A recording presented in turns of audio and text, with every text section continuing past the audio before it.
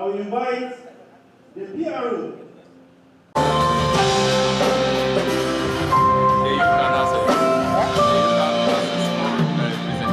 Please sit down, yes. The PDP, the Atiku, Okowa ticket.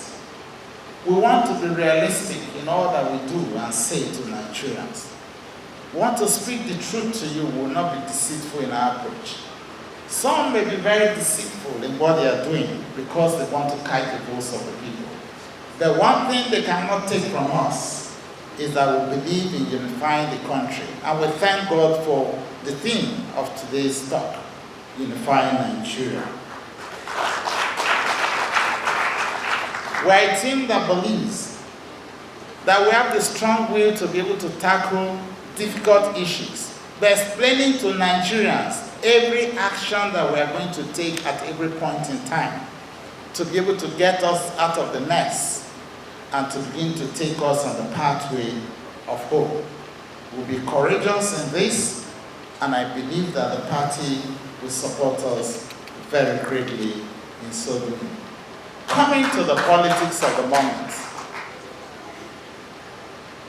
Ordinarily, I would not want to call names, but it's important that we understand the politics because Dr. Phillips spoke about that. If you worked in 1979 and the figures that were thrown up there, if you broke it down, you didn't have the room, the opportunity to break it all down in votes. Shagari in winning won in the Northeast, he won in the Northwest, he won in the North Central, and did very well in the South-South, winning collectively the votes put together in the South-South. There were 3 states then. He lost in the Southeast and lost in the Southwest, but he won the overall elections. In 2015, our current president came in. He won in the Northeast, in the Northwest, in the North Central, and won in the Southwest. He lost heavily in the South-South and the Southeast, and he won the elections. So there's something common. In 2019, it was the same pattern. There's something common.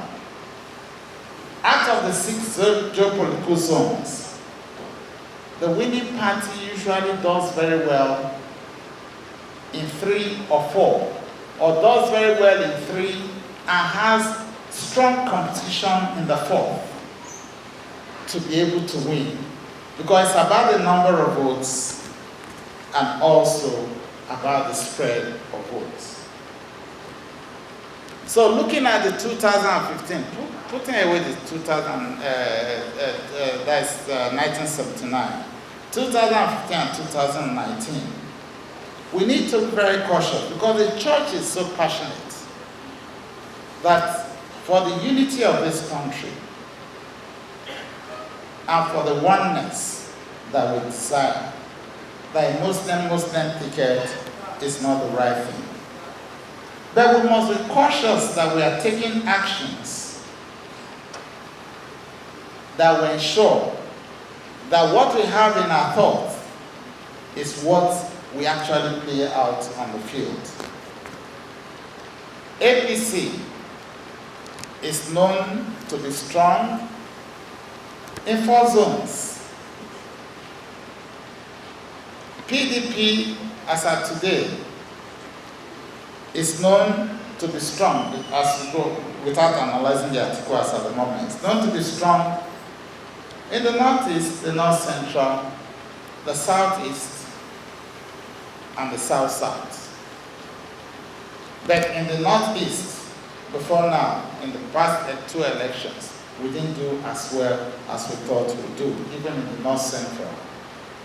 But as of today, what we are beginning to see, by the special grace of God, is that the PDP has regained its strength in the Northwest, we have regained our strength in the Northeast and in the North Central. And PDP is holding firmly to its strength in the South-South. So there is a pathway for the PDP.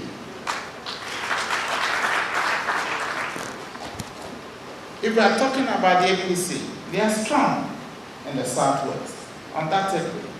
I'm coming to do analysis. I'm saying this so when you get back, in clear truth, you're able to do analysis for the people. They have become weakened in the Northwest. They have become weakened in the Northeast. They have become weakened for obvious reasons in the North Central. So their votes are dwindling and their map of coverage is going down. And the pattern is that the map of coverage of the PDP is expanding. But people are beginning to think, that because of religion, let it be Muslim versus Christians. And we're beginning to see a Labour Party. But can we truly analyze that Labour Party so we understand exactly where we're going? Yes, for ethnic sentiments, as our brother said, probably they do well in the Southeast. But outside the Southeast, where else may they have strength? Probably some strength in the North Central, not very strong. But where else do they have that strength? Look through. Southwest, unlikely. South-South, unlikely. Northwest, unlikely. Northeast, unlikely. So there's no magic. There's no magic to that. But the danger it does pose is that the North Central, the Southeast, and the North Central, where they are getting their votes from, are traditional strongholds of the PDP. So the more votes you take out from that Southeast, from the PDP, looking at the electoral map and the votes that were cast as presented by Dr. Philip, the more votes you take out from the North Central, you're beginning to reduce the strength of the PDP. So suddenly, what people are trying to avoid and what the church is trying to avoid, they may just find themselves because of the fact that I think that language that we are victims of emotions. We find that accidentally we are walking a pathway for the APC to come to victory. But God will not allow it. Because you have clearly come to understand on your own that that pathway of emotion is not the pathway to follow. We must be realistic that first is to think about a unified Nigeria and to think of the capacity of those on the ticket to be able to deal with the situations that we have at the moment. But in being constructive, in working hard, in not waiting to be supported, taking it on ourselves, on our will, to be able to move far, to be able to do things, to be able to engage with youth who are very important and with our women, to bring them into the realization of the reality of the time and what is good for Nigeria. We'll truly find that we'll be able to build back Nigeria to where it is. We'll be able to rescue Nigeria through our votes and not through the deceitful process that some people are taking us through. We believe that we mean well for this country as a party. We believe that Atiku is ready to run a government where people participate. Somebody talked about a vice president this week. I have spoken with him, I've watched him over time. He did not even know he was going to have my support at the National Convention until the convention.